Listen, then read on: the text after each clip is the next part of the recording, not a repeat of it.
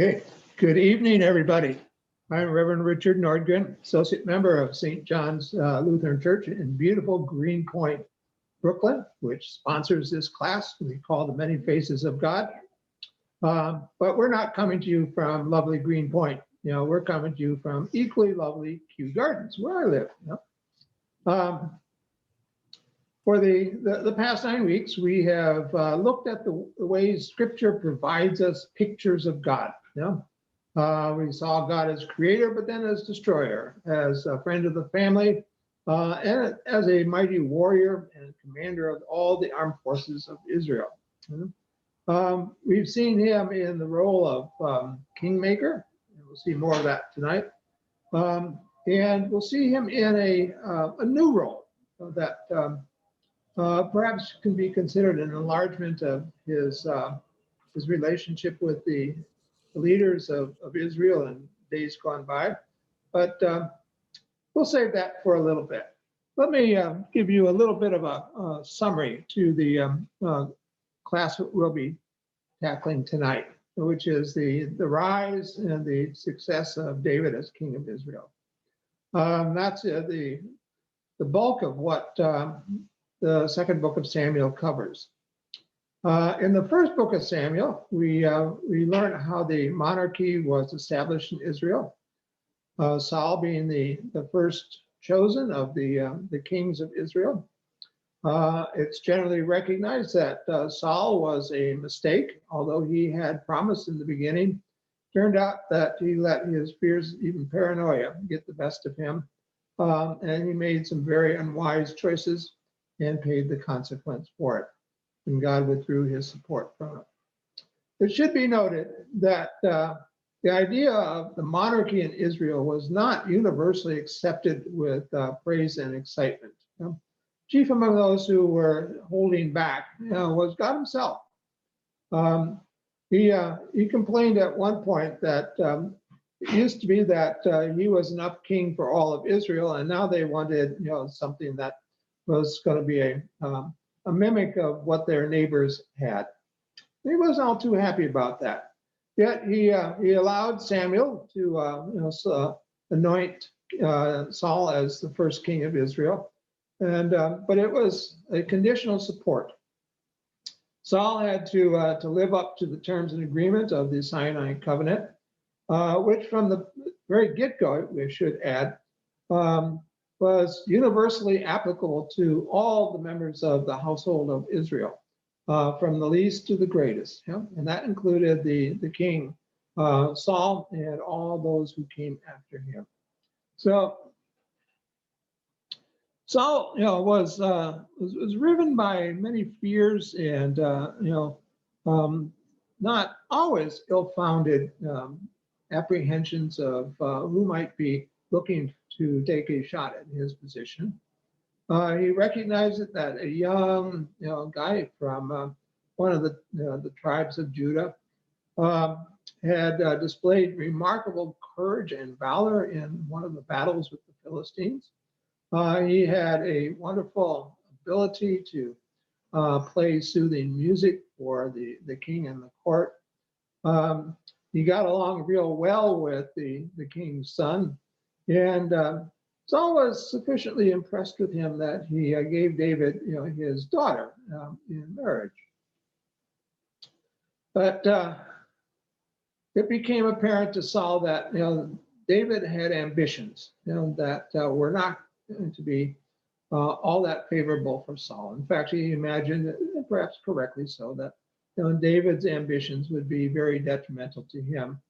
And so he set about ways of trying to eliminate or at least get rid of the threat that David posed. As a result of that, David found it very expedient to make himself absent at the royal court, and actually went over, it was a turncoat, and enlisted in the armed forces of the Philistine tribes. To remember that from ages past, the Philistines and the Israelites, had a feud going. Israel had tried to exterminate them. They were incomplete in that attempt. And the Philistines had long memories. They could define the very notion of revanche. And so when David went over to work for them, and he did that very well. He was a very skilled but ruthless military commander, and he did very well for his new paymasters. But meanwhile, Saul had gotten himself into even deeper trouble with God, who withdrew his support, which left Saul vulnerable to the usual threats, dangers, and circumstances that ordinary life presents for people in his position. He got into a battle with the neighboring tribes, and it did not go well for him. So he took his own life rather than be taken captive and tortured and humiliated. His son Jonathan, David's boon companion, also died in that battle.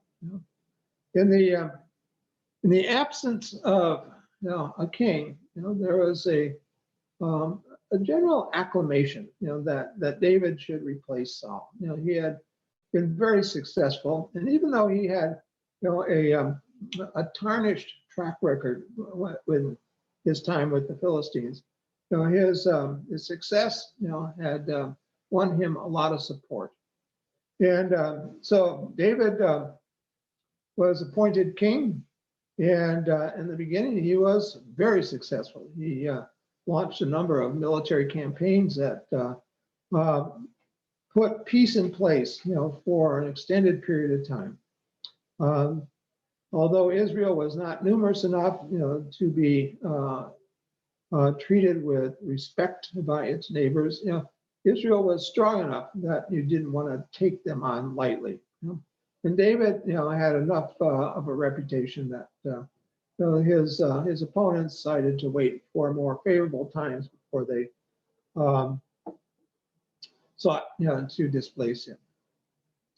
In the course of settling these border disputes, David led the army of Israel into the kingdom of the Jebusites, whose capital was Jerusalem. And David captured that city and went about making Jerusalem the headquarters of his new kingdom. He did that by moving the seat of government from Hebron in Judah to Jerusalem, and also took the Ark of the Covenant, which was the holiest of the religious objects that Israel had in his possession, and also moved that to Jerusalem. He was inclined to build a temple in Jerusalem, but his advisor and prophet Samuel had a vision from God in a dream, in which he was instructed to tell David it was not going to be him who built the temple, but his son Solomon. You got to give Samuel a lot of credit. He had the nerve, to go up and tell the king that his grand plan to build a temple, was not going to be put in place during his lifetime. That was something that was going to be his son to accomplishment. David seemed to take it, gracefully, and didn't seek revenge on Samuel for bearing the message. But we have to look at what happened next. This is an extraordinary thing. In spite of all the things, all the mischief, all the trouble that David had gotten into, all the the horror that he enacted on Israel's enemies, and at times when he was in employ of the Philistines upon Israel itself, he had the unqualified backing of God. And so when God said to David, via Samuel, that it was not going to be him, but his son who was going to build the temple, God gave David a marvelous consolation prize. He said, I'm going to make an agreement with you, a covenant, in which I will establish your house, and the future kings of Israel will come from your lineage. You will be remembered as the first of your kind, but all the kings of Israel will name themselves after your house. Man, what a way to get temporal immortality. What a way. It worked out pretty good for David, because he had the promise that his offspring would be in positions of authority, and that his policies probably would be carried forward by his successors. There's something else about this promise that God made to David. He said, even though Solomon's going to get to do the things he wanted to do, I will treat Solomon as a father would treat a son. This is probably the first time where God has introduced that sort of relationship into the life of the people of Israel. One of the things which is noteworthy about a parent-child relationship is that once it's in place, it can never be taken away. The child may die before the parent, but the parent still knows what it's like to have been a parent. And conversely, if the parents die before the child knows what it meant to be a child and have parents. That does not go away. That does not end. That is something which endures and follows both sides of that relationship. It's enduring. So once in place, God has said to David, I may have to chasten Solomon and his offspring, but I will not end the relationship with them. So let's leave that there for a minute and go back a little bit, because there's some other things that need to be put into play. David was a very shrewd political leader. He was a very charismatic military commander, but he was also very shrewd when it came to setting up an enduring political system. And I would like a reader, if we can have one, who will read for us from the 2 Samuel chapter 3, verses 1 through 16. I'll do it. Thank you. 3, 1 through 16. Mm-hmm. There was a long war between the house of Saul and the house of David. David grew stronger and stronger while the house of Saul became weaker and weaker. Sons were born to David at Hebron. His firstborn was Ammon of Ahinoam of Jezreel. His second, Chalib of Abigail, the widow of Nabab of Carmel. The third, Absalom, son of Maacah, daughter of King Talmai of Geshur. The fourth, Adonijah, son of Haggith. The fifth, son of Abital. And the sixth, Ithream of David's wife Eglah. These were born to David in Hebron. While there was war between the house of Saul and the house of David, Abner was making himself strong in the house of Saul. Now Saul had a concubine whose name was Rizpah, daughter of Aiah. And Ishbaal said to Abner, "Why have you gone into my father's concubine?" That's a euphemism for something. Yes, I think it is. Yes. The words of Ishbaal made Abner very angry. He said, "Am I a dog's head for Judah? Today I keep showing loyalty to the house of your father Saul, to his brothers and to his friends, and have not given you into the hands of David. And yet you charge me now with a crime concerning this woman. So may God do to Abner, and so may he add to it. For just what the Lord has sworn to David, that will I accomplish for him, to transfer the kingdom from the house of Saul and set up the throne of David over Israel and over Judah, from Dan to Beersheba, And Ishbaal could not answer Abner another word because he feared him. Abner sent messengers to David at Hebron, saying, "To whom does the land belong? Make your covenant with me, and I will give you my support to bring all Israel over to you." He said, "Good, I will make a covenant with you, but one thing I require of you. You shall never appear in my presence unless you bring Saul's daughter, Michal, when you come to see me." Then David sent messengers to Saul's son Ishbaal, saying, "Give me my wife Michal, to whom I became engaged at the price of 100 foreskins of the Philistines." Ishbaal sent and took her from her husband, Patiel, the son of Laish. But her husband went with her, weeping as he walked behind her all the way to Bahroon. Then Abner said to him, "Go back home." So he went back. Okay. Well, that is a loaded section with all sorts of things. We got Uh, foreskin, we've got yeah, I know. charges. Yep. Yeah, yeah, no. Now it's important to remember that this is the post Sinai. The covenant is in place. There is a major regulation regarding fidelity in marriage.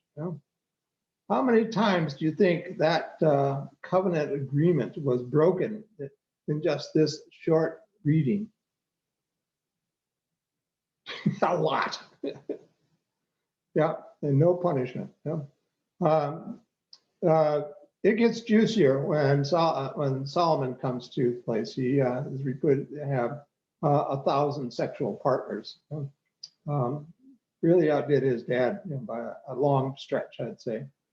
But there's something else in there, that again, I want you to ponder this. I'm going to ask you to see if you can see what you think you would do. Okay. Now, suppose you were in a struggle, in a fight with somebody, and your opponent's most able ally comes to you and says, "I'd like to be on your side." What do you do? I don't know, like you maybe on, surface, like you'll be like, "Oh, okay." But you always kind of have to have, eyes in the back of your head, when you have somebody looking to be your ally and, against like a common enemy, because you don't know if they're gonna, turn their back on you and, stab you in the back. So probably better to, just like, "Oh yeah, yeah," and then, just know that you gotta have, Mm-hmm. little spies out there, to make sure that that if that person's gonna stab you in the back, it before they do it. Yeah. Well, that's pretty much the thought that David had. You got to be really, really careful, about how much you trust a turncoat. Some of them may be doing it for, personal gain, political advantage. They just don't want to be on the losing side. But others do it, out of mixed loyalties. And David concluded that Abner's petition to come and join him was a case of mixed loyalties. He was pretty irate with the house of Saul, and he also could read the handwriting on the wall, which said that the house of Saul was not doing well in this conflict. But Abner's, is a very prominent person. You really just can't rub out somebody of his stature and renown. Okay. And David became very good, at discovering plausible deniability. He didn't directly order, the assassination of Abner, but it became apparent that it would be a wise thing if Abner was assassinated. And Joab, leaped at that opportunity and did the dirty deed. There's many other instances, in David's consolidation of power, which shows that he recognized that there were threats that needed to be, neutralized, but he didn't want any blood on his hands, so he created, I guess we might say gaslighting, to get other people to do the deed for him. There's another section that I think I'll read it, in 2 Samuel, and it's what I talked about in terms of the covenant. So I want to get back to this parent-child relationship. This is 2 Samuel 7, 1 through 17. Now, when the king was settled in his house and the Lord had given him rest from all his enemies around him, the king said to the prophet Nathan, "See now, I am living in a house of cedar, but the ark of God stays in a tent." Nathan said to the king, "Go do all that you have in mind, for the Lord is with you." But that night the word of the Lord came to Nathan. "Go and tell my servant David, thus says the Lord, are you the one to build me a house to live in? I have not lived in a house since the day I brought up the people of Israel from Egypt to this day, but I've been moving about in a tent and a tabernacle. Wherever I have moved about amongst all the people of Israel, did I ever speak a word with any of the tribal leaders of Israel, whom I commanded to shepherd my people Israel, saying, why have you not built me a house of cedar? Now therefore, thus you shall say to my servant David, thus says the Lord of hosts, I took you from the pasture, from following the sheep to be a prince over my people, and I have been with you wherever you went, and have cut off all your enemies from before you. And I will make for you a great name, like the name of the great ones of the earth. And I will appoint a place for my people Israel, and I will plant them, so that they may live in their own place and be disturbed no more. And evildoers shall inflict them no more as formerly, from the time when I appointed judges over my people Israel. And I will give you rest from all your enemies. Moreover, the Lord declares to you that the Lord will make you a house when your days are fulfilled, and you will lie down with your ancestors. I will raise up your offspring after you, who shall come forth from your body, and I will establish his kingdom. And he shall build a house for my name, and I will establish the throne of his kingdom forever. I will be a father to him, and he shall be a son to me. When he commits iniquity, I will punish him with a rod such as mortals use, with blows inflicted by human beings. But I will not take my steadfast love for him, as I took it from Saul, whom I put away from before you. Your house and your kingdom shall be made sure forever before me, and your throne shall be established forever. In accordance with all these words, and with all this vision, Nathan spoke to David. That's a lot of unqualified commitment. Did God wonder what happens, if one of these offspring of David, turns out to be a real dud? What happens if they turn out to be, evildoers? What happens if they turn out to be incompetent? What if they sin so badly that, according to my agreement with the people Israel, they should be punished with death? How am I going to get around that dilemma?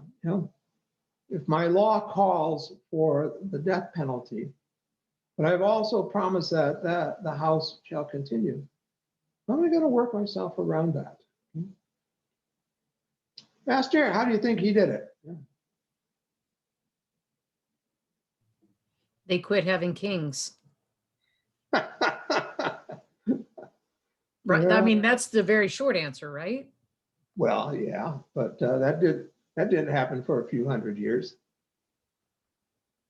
Honestly, I don't remember. Well, I'm sorry. I don't remember. Okay. God made a strategic decision. Rather than use the literal understanding of what the law required, he would use a figurative interpretation. An interpretation. Yes. Yes. Okay. A case in point. Okay. David was, getting up in years, and it was no longer useful for him to go into the field with the army. So he had competent, people under him that he could dispatch, to carry on the campaign. So one day, David was strolling around, and noticed that there was a lovely woman in the neighborhood, who was taking a bath, and he desired her. And being king, what the king desires, the king gets. So he took this woman and committed adultery with her, and she became pregnant. Now, her husband was off at war, and David sent a messenger to say, bring the Uriah, the husband of Bathsheba, back here so that he may go into her, and everyone will think that he is the father of her child. Well, Uriah was, true blue trooper. He said, I cannot go into my wife, while the army's in the field, suffering all the hardships of the campaign. So he slept, by himself, and then went back to the fight. So David was in a real pickle at that point. So he decided that the best thing to do was to conspire with some of his trusted lieutenants. And they said, send Uriah in the front ranks of the army, let him lead the charge. And when the battle is engaged, the army of Israel shall withdraw a little bit, and the enemy will surround Uriah and kill him. And no one will know the difference. Well, God knew what happened. And here he was, in this dilemma.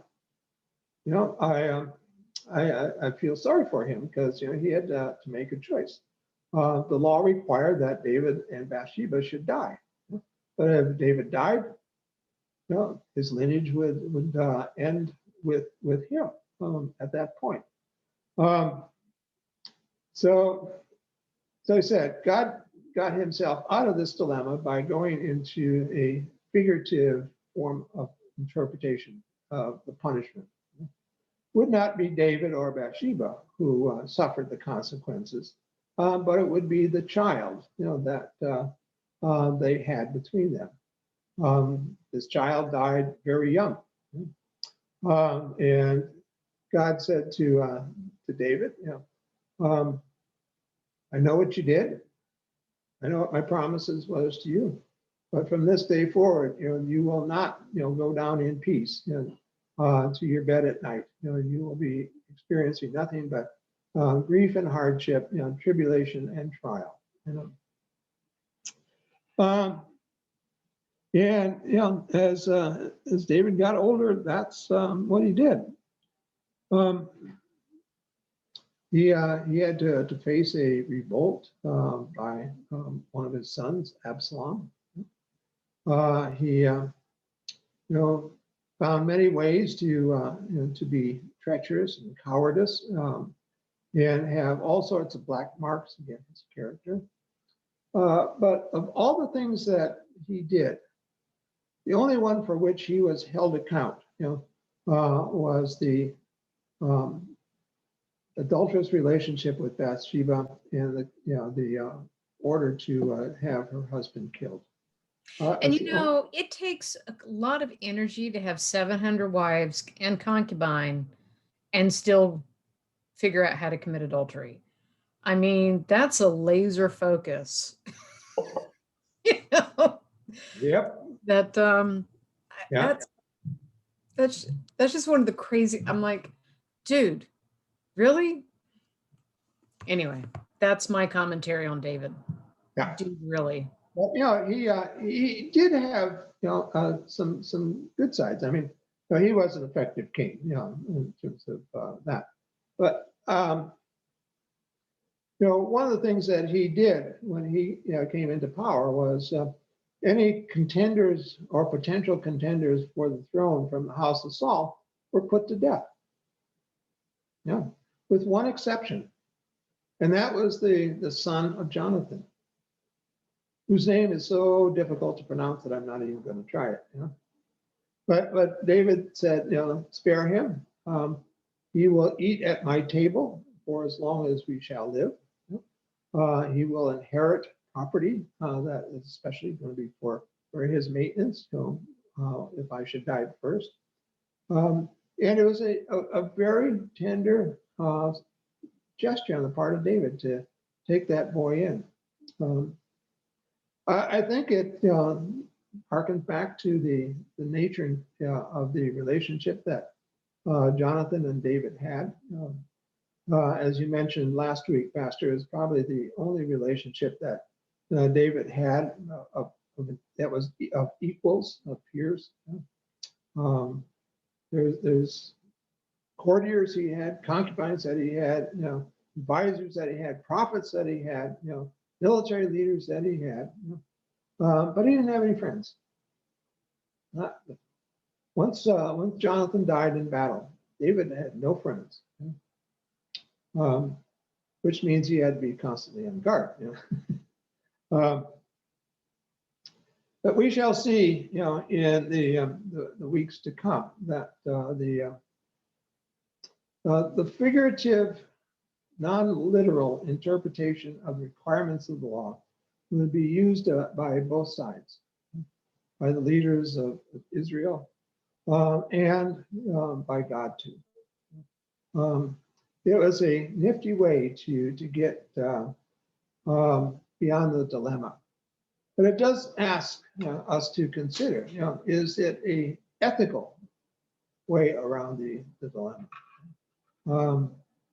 God painting himself into the corner, you know, created, you know, potential for more mischief. And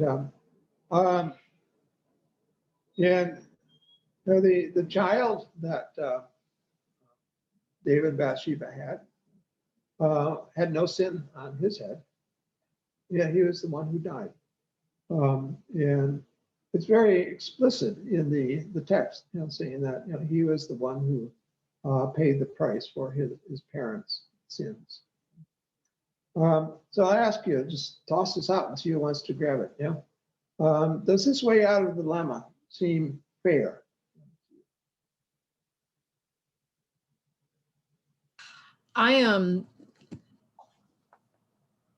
When we were thinking about renovating my church where I served in the Bronx, and then renovating the church in Amagansett, I had read this book, Repitching the Tent, which is all about how worship spaces have evolved and how they can continue to evolve and how you use the space for theology and all this.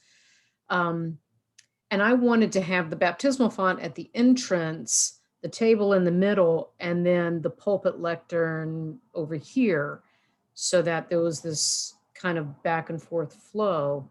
You come in by being baptized and you go out remembering you are baptized. And I had a largely West Indian, Caribbean, African, Puerto Rican, Dominican congregation. And when I said when we did the renovation, I wanted to put the baptism at the back, at the entrance, I got huge pushback. Mm-hmm. And I couldn't figure out why until finally somebody said, Pastor, the bastard children are baptized in the back of the church. We're not going to put the baptismal font back there. And I said, you know, there are no bastard children to God. So we're getting rid of that. And, you know, most of the kids I had baptized did not come from, you know, parents that were married to each other. And as an adopted person who, you know, was conceived out of, you know, not a married situation, it was like, no, that's terrible theology. And that's like putting the sin of the parents onto the child. And that's still something that happens to this day. Not as bad as killing the child. But We can see, though, the effect of parents who don't take care of a pregnancy, who don't get the care they need, who don't get the vitamins, who live in situations where the stress is way too high and it has an effect on the baby, that has a detrimental effect on the child to be born sometimes. And that is a case where what the parent does literally become incarnate in the new human being. Mhm. But this, God finding this way out of a dilemma that God put, himself into, as I'm calling BS on that. Yeah, He could have done something else. yeah, But that's the kind of thing that has led in part, I mean, it's a small part, but it has led in part to these god awful theologies that continue to have legs, and hang out in our churches to this day. oh yeah. I was thinking that about your placement of the sacramental spots. That in Catholic churches, they have a basin of holy water, right at the front entrance, so Right. you can renew the baptismal vows as you enter the church. Right. We ended up, we did not renovate that building. So I got one of those, even though it's not holy water, it was just spigot water. But I put that back there and people love to do all kinds of stuff with that. So, Yeah, yeah. Um, the life of David, is held up, in high esteem in a lot of church circles. Um, and whoever did the writing of the First and Second Samuel and the Book of the Kings, probably came from the court itself. Left enough data in there, with careful peeling away of the whitewash. David's character can come through, pretty clearly. He was a master at creating plausible deniability. He was a master at, creating circumstances and situations that would lead to his benefit. He made, some rather big mistakes that cost him dearly. The affair with Bathsheba was just one of them. His intent on taking a census was another. That got him crosswise with God in a pretty big way. But he still enjoyed God's backing and support. And to this day, there are people who want to compare Jesus and David and make a favorable avatar out of David, and project that onto our Lord. That I find very disturbing. Um, the authors of the Gospels, weren't doing a whitewashed job on Jesus. They were interpreting his life, his mission, and his death and resurrection according to certain things which were important to them. But they didn't want to, put a coat of paint over, who Jesus really was. David comes across, as far too saintly, in the books, but with a careful reading, you can see that, he was an ambitious and competent and capable leader. He was a ruthless person, who did what he needed to do to stay in power, and he largely succeeded at that. Even at the end of his life, when his son Absalom rose up in revolt, he was able to, marshal the wherewithal to put that insurrection down. Even though it cost Absalom his life, David grieved for him, at least for a while. Strange grief process, he grieved for, those who were about to die until they died, and once they died, he shut off the grief process. Interesting note about it. Makes you wonder, if he really did have affection for for these individuals like Absalom. But David, died peacefully in his sleep, was laid to rest with his ancestors. There was a brief but rather intense struggle for power in the aftermath of his death. But the blessing went to Solomon, and that's who we'll be talking about next time. When we read into the first book of Kings, will be the reading assignment for next week. And I ask you to think about ways that God might have avoided the dilemma in the first place, or found other ways, of getting himself out of that. We do have a historical model for that, of a creative way of getting out of it, but that's for another time. Let you think about that. Anybody have any final questions or want to make any final comments? No. I don't understand how they glorify David, because he just seems like a douchebag. Like, that's just the way that it seems like to me. I don't understand. I mean, it just seems like this guy is just ruthless and in a lot of ways also a coward. You send the one guy to the front lines to die because you slept with his wife. Like, how are we gonna make that honorable? Mm-hmm. Mm-hmm. I don't know. It seems like Jesus definitely seemed like a much better choice, like in the grand scheme of things. Or I wonder why God would even go with kings in the first place, because absolute power corrupts absolutely, every time. Every time. So I feel like, it seems like, maybe God was like, oh, I'm like the guy, right? Or, I'm like this all powerful being. So maybe he figured a monarchy would fit, but obviously it clearly didn't. And that's why, most, politics and political forms of government are no longer monarchies, probably, or, the monarch is likely sometimes a figurehead and doesn't have as much political control, unless you have dictatorships or totalitarianism or something. I don't know. Mm-hmm. But yeah, Dave, I don't understand how somebody would equate David with something that's he just seems amoral and not, not somebody I would want to go to for ethical advice. Yeah. Well, there's a couple of ways of answering that, Megan. One is to recognize that there are a lot of people who love, charismatic authoritarian people.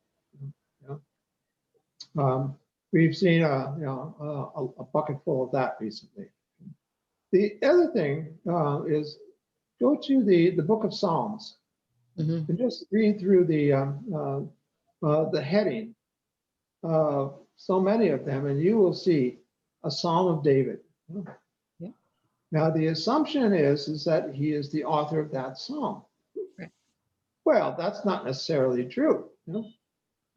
There's lots of good evidence to show that David was not the author of a lot of psalms. Historical analysis of that, shows that it was written by people and in circumstances that occurred long after David was gone. So, but if you think that David is a sweet little kid, whose ability to make music for the king and solve his frayed nerve, if you think this sweet young guy, and when he gets to be a young man, is able to compose these beautiful heartfelt psalms, as petitions and prayers to God, then you might say, oh, isn't he such a sweetheart? And grandmas go for him all the time.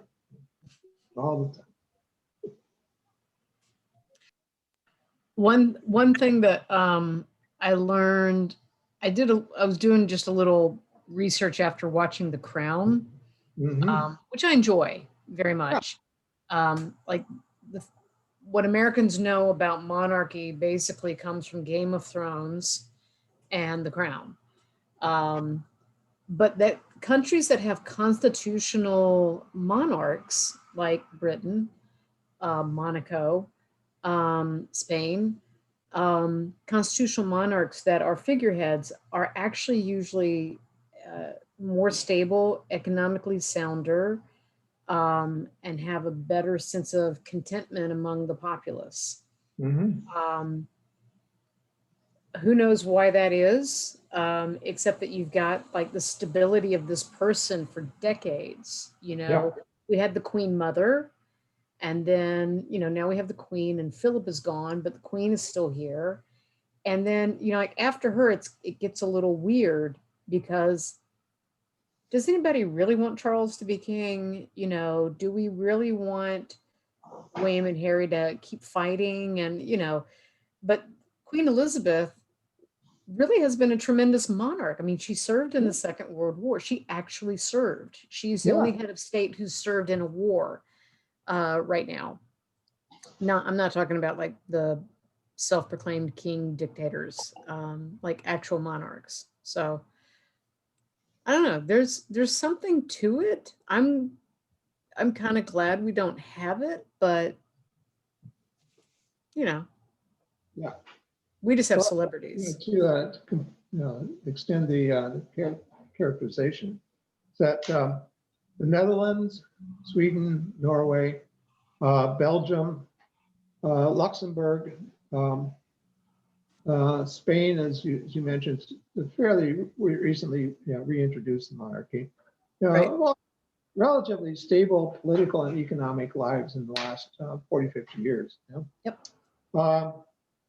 In European countries where they got rid of the monarchy, such as Italy, they've had political turmoil. They've done reasonably well as a country economically. They've had dozens of governments since the Second World War. Yep. So I think you're onto something there. That but Americans will always be citizens rather than subjects. Count on that. Yep.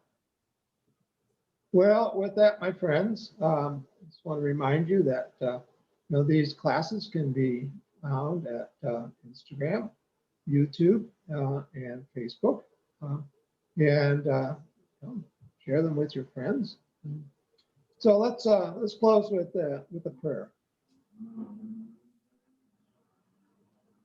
Gracious God, at the close of this day, we pause, from what we're planning to do and what we have done, to remember your goodness, how you have been present with us in the hours of the morning, even that, during the hours of night and through the afternoon, and now to this very moment. We are your children, and you are our parent. We cannot escape your love, your affection for us. We cannot, cut off the relationship. For having been your children in baptism, we will ever be your children. You may not like it or want it, but that is the way it is. So we ask you to bless our understanding of what it means to be a child in relationship to you. To have Jesus as our brother, the Spirit as our guide. And so we ask for a good night's rest, waking us in the morning to enjoy the challenges and the excitement and beauty of the things that you have prepared for us. We offer our blessings, our petitions, our praise, and our prayers in your Son's holy name. Amen. See you next week, guys.